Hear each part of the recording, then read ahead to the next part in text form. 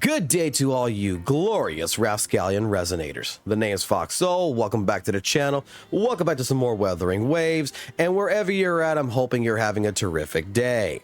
So, what is today's topic of choice for this video? Well, I'm pretty sure you've seen it from the title of this video as well as the thumbnail. And the question comes into with Wuthering Waves.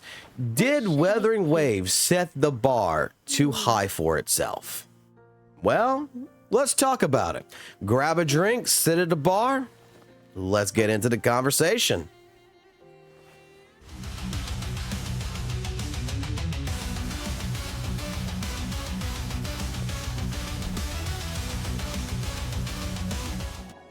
Alrighty, so like I said earlier, the topic of the video is today, did Wuthering Waves set the bar too high for themselves?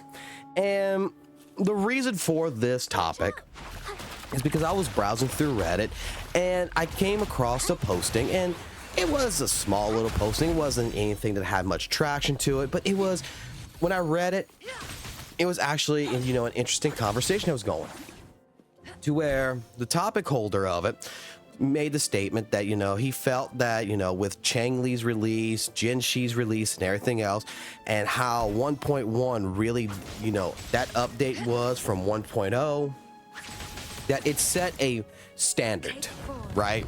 And then with 1.2, it seemed like, the standard wasn't there anymore.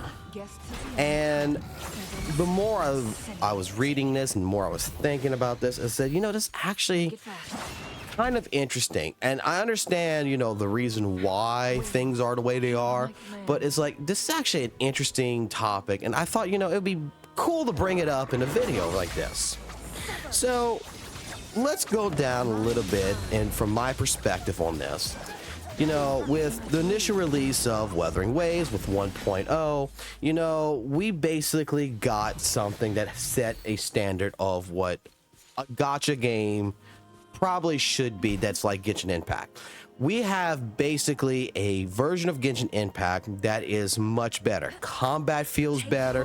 The game in general feels more for like it's built for a mature audience, where a lot of people may refer to Genshin Impact more as a childish game. And Wuthering Waves set a standard with how the cinematics are and how, it introduced characters, that it was really something that even I was blown away from Wuthering Waves when I first played 1.0. The GN storyline, the sub-character storylines, Yinlin's character release, it was really hype time. And then with 1.2's, leaks coming out and everything with Jin Shi and with Chang Li, I looked at all that, and then it came out with a new area.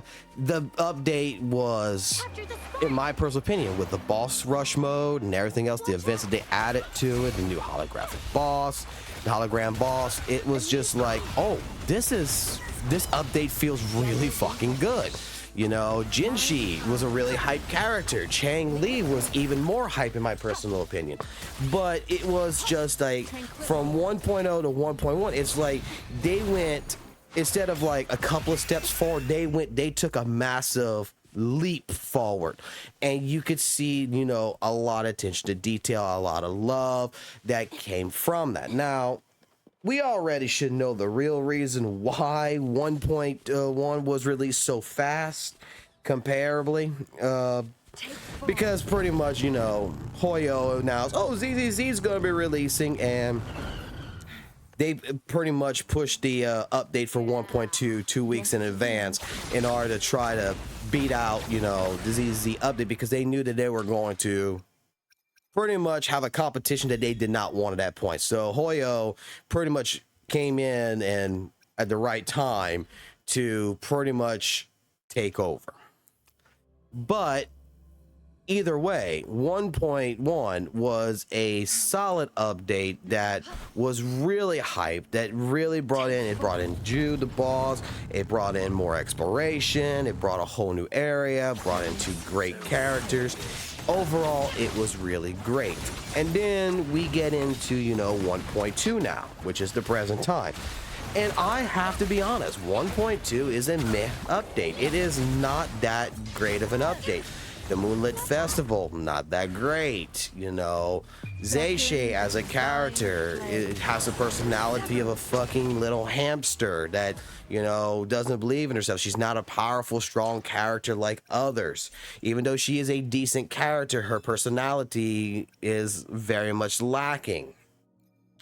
There's a lot of things about 1.2 that honestly I feel like it's just another filler episode in an anime like Naruto. You know, it's just a filler episode until the main series comes.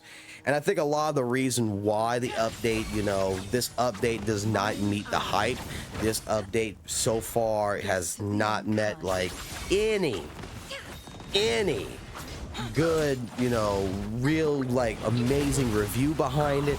Is pretty much because of ZZZ, because, you know, you don't want to compete against a competitor and put all your, you know, your eggs in a basket and throw it out there and try to get people to bite on it when they're going to be fighting between two games. You know, you want to give people time to, you know, get the initial release and figure out what they like and which one they're going to roughly spend in. Even though I don't have that problem because I'm not a ZZZ fan really, and I'm not a Hoyo fan on any of those games. I'm a WutheringWaves, I'm a Kuro fan right now. That's me personally. But I do see the point that, you know, how certain events happened that caused 1.2 to be honestly a little bit of a letdown compared to what the first real update was 1.1. like what we went from, like I said, it was a leap. It wasn't a couple of steps, it was a whole entire leap. And then we got a couple of steps after this leap, which came into 1.2, which quite frankly I'll talk about more of 1.2 in another video. My honest review on it.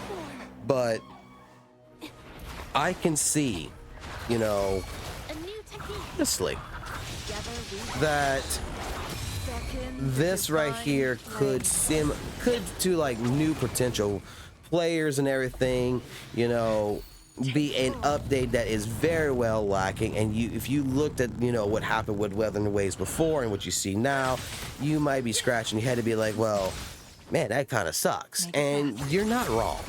Your opinion wouldn't be too wrong there.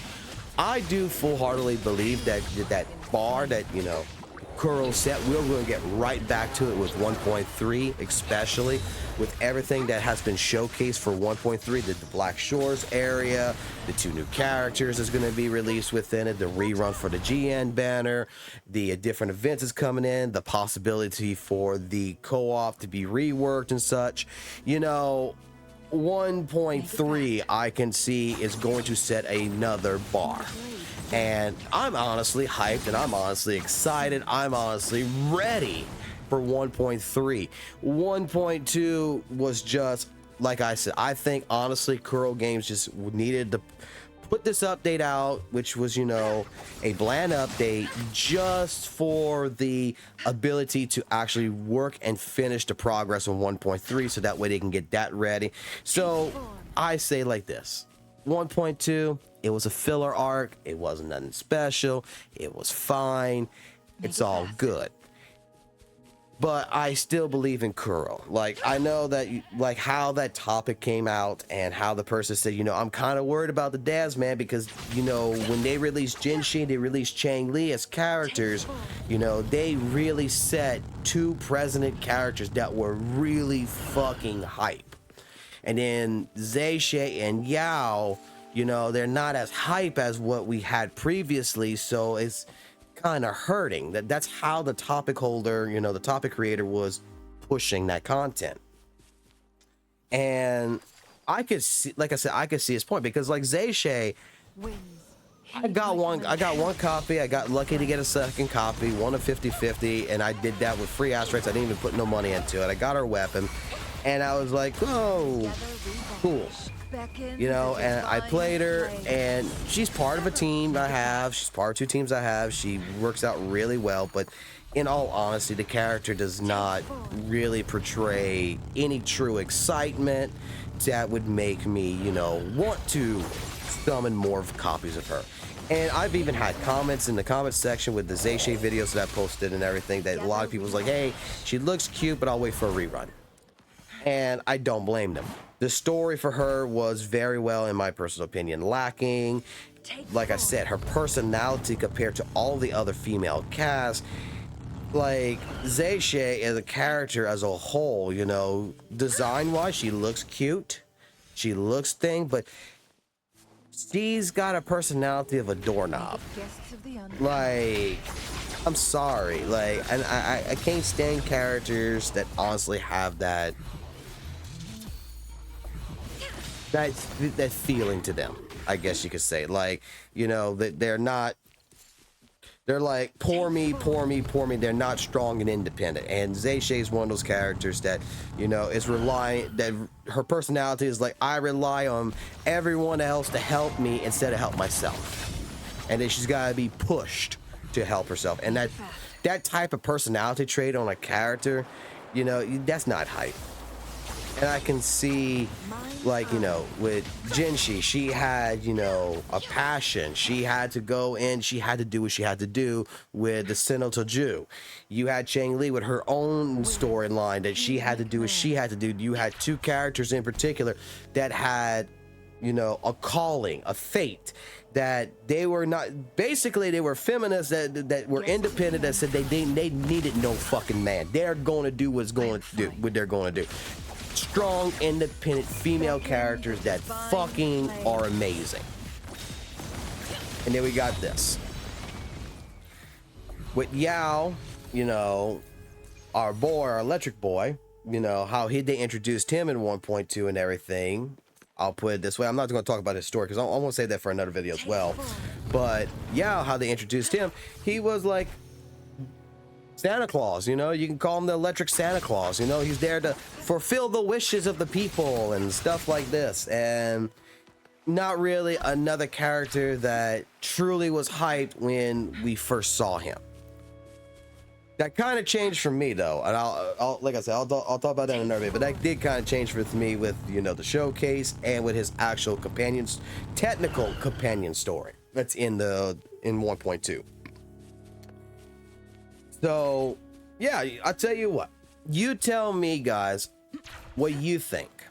Do you think that with like, you know, how 1.0 was to 1.1, that Kuro set this certain bar? Do you believe in that? Like, they set this bar right here that is like sky high. And then do you also feel like, you know, 1.2 came out and you know, you had an expectation, but that expectation fell very short, and you know, you were a little disappointed like some people on Reddit? Because I can see that, even though I understand that, you know, to me it's a filler update. It wasn't really much to it. It's just a small update, not big. But you know, even I was a little depressed. You know, I was expecting more. But I'd like to hear from you guys what your opinion is on that one. So leave me that comment down below if you don't mind.